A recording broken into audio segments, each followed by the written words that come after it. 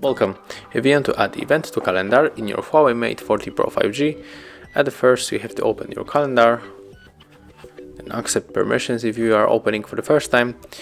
Let's pick up the month. We can go for the December. For the 1st December, tomorrow, let's pick this day. Then click right here on this marker to add the event. At the first we have to add title. When you scroll down, you can also add other things, like you can add the description, you can add a reminder, or just change the time zone. So we can make here a lot of things. If you finish, you have to click on the right upper corner, and as you can see here, we got our event. And that's how it looks. Thank you guys for watching. Leave thumbs ups, comments, and subscribe to our channel.